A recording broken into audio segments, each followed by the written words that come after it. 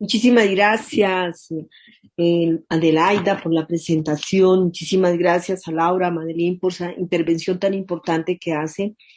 Yo agradezco enormemente la invitación a compartir con ustedes, compañeros de la CLADE, esta importantísima labor y como es la educación para todos nuestros países de la región y del mundo.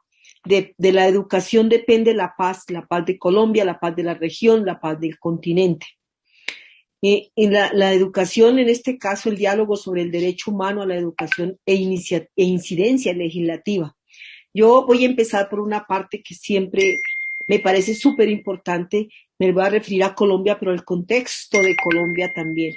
Y la verdad es que mi experiencia en el ámbito parlamentario es muy corta. Yo soy campesina y a muy corta edad dejé los oficios de la casa y de la finca para unirme a la guerrilla. Tenemos un campo en Colombia, y digo que tenemos porque aún no ha cambiado, sin acceso a la educación y en un entorno machista. Esa fue la única opción que vi entonces para tener un futuro diferente, no solo para mí como persona, sino para tantas familias que había visto y siguen trabajando hoy de sol a sol sin ninguna garantía ni derecho, solo asegurando su pobre subsistencia. A pesar de la dureza de la guerra, de la vida militar, de la crueldad propia de esa guerra inclemente, que nadie debería sufrir en su vida, me formé políticamente y entendí mejor las causas de la inmensa desigualdad de mi patria.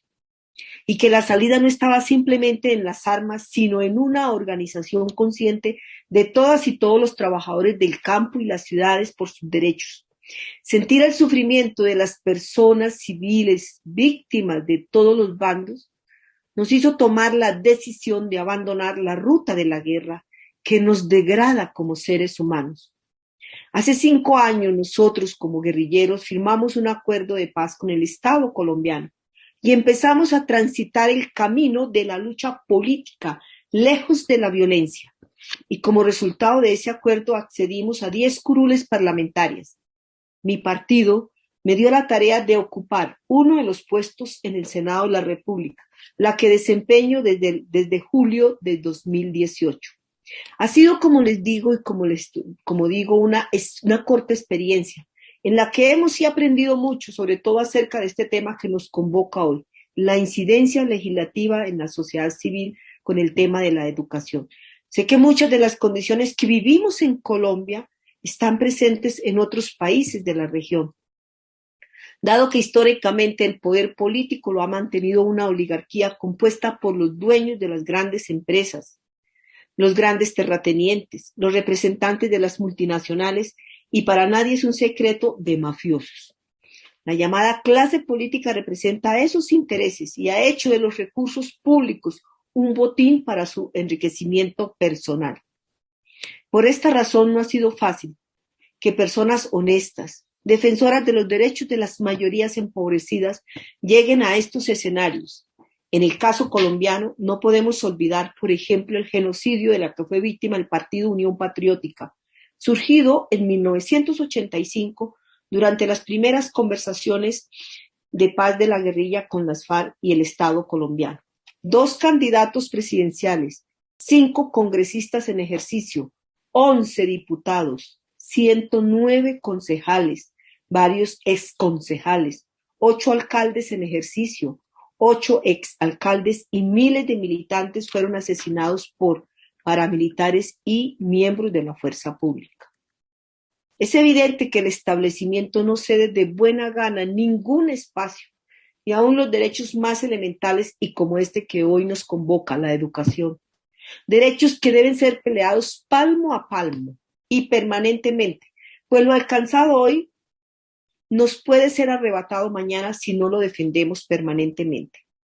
En nuestro país, desde el 2016, que es año en que firmamos el acuerdo de paz, hemos tenido un incremento de la movilización de organización, sobre todo de la juventud y la mujer. Y uno de los puntos principales de la movilización es la lucha por la educación gratuita y de calidad, a la que se ha recibido oídos sordos por el Estado, por el gobierno nacional. A ese estallido social que vivimos, por ejemplo, el 28 de abril de este año, que es un reclamo de derechos, que es un reclamo de educación, que es un reclamo de dignidad. La respuesta del Estado y del gobierno en cabeza de Iván Duque ha sido la violencia, la respuesta violenta. Esto le ha costado a la juventud de nuestro país mutilación de sus rostros, desaparecidos, más de 100 jóvenes asesinados, violaciones y torturas.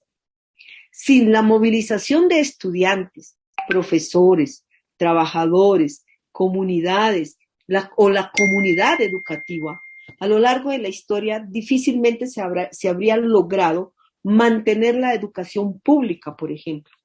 Aquí los partidos políticos que la defienden somos los minoritarios. Las mayorías tradicionales, por el contrario, han impulsado la privatización desde hace más de 30 años aquí en Colombia. Ahí es donde entra el papel de la sociedad civil, porque cuando hablamos de esta nos referimos a las diversas formas organizativas que tienen los ciudadanos por fuera del Estado. Entonces no podemos decir que su papel sea secundario, sino que los poderosos de siempre están más que mejor organizados que nosotros mismos. Sus gremios, universidades, fundaciones y expertos tienen muchísimo peso en las decisiones del legislativo.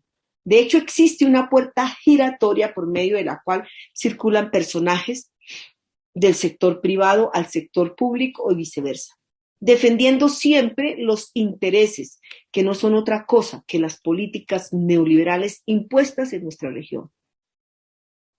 Yo pienso que seguramente ustedes conocen la brecha tan grande que existe entre los políticos y la gente del común. Es fácil hacer parte de una corporación pública como el Senado o la Cámara de Representantes, ingresar a una burbuja desde la cual se desdibuja el mundo real. La mayoría de los políticos profesionales están rodeados de aduladores o de otros influyentes. No saben cómo vive la gente a la que supuestamente representan o sencillamente la ignoran. Eso es lo que nos sucede. Por eso acompañamos, nos sumamos hoy a la movilización de las organizaciones sociales con la incidencia política.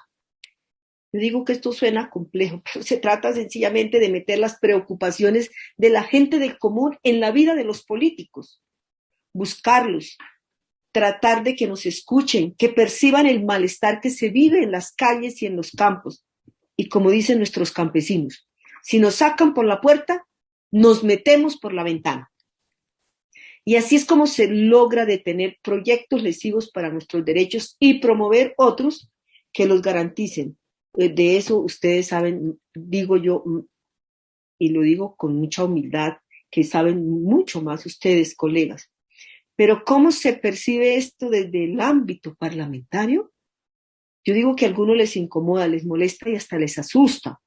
Quienes están comprometidos con los derechos de la gente organizan de la mano de las organizaciones mesas de trabajo y hemos organizado mesas de trabajo, debates, audiencias y proyectos de ley. Y otros más bien de manera oportunista ven que el palo, esto es otro dicho campesino, que el palo no está para hacer cucharas y prefieren pasar desapercibidos que enfrentarse al desprestigio de respaldar medidas privatizadoras o que afecten a la gente. Un ejemplo de ello es que no logramos pasar en la Comisión Sexta, que es una comisión constitucional del Senado de la República, no logramos pasar en primer debate un proyecto de ley importantísimo como era la matrícula cero para la educación superior. Fue desafortunado, muy desafortunado, que esa comisión, que en uno de sus asuntos importantísimos es la educación, no lograra legislar ni siquiera para que los jóvenes tuviesen la matrícula cero, que ha sido una lucha permanente de nuestra juventud aquí en Colombia. Pero bueno, siempre trabajamos por esto, no vamos a desfallecer, porque los resultados que se logren o el objetivo particular del momento es importante. ¿Por qué? Porque se empodera a la ciudadanía de a pie, porque se difunden los problemas y se discuten abiertamente las soluciones, porque así conocemos el funcionamiento del poder político, es decir, cómo se toman las decisiones que nos afectan a todas y a todos y de quién dependen. ¿Y por qué? Juntamos gente diversa que se encuentran en estas luchas mejorando los niveles de organización. Gente diversa. En definitiva, es aprender haciendo, es un proceso pedagógico, es educación para la paz, es una nueva cultura que empieza por la educación para todos y todas. Muchísimas gracias, colegas, por escucharme, muchísimas gracias por ese rato, por el tiempo dedicado a estas palabras.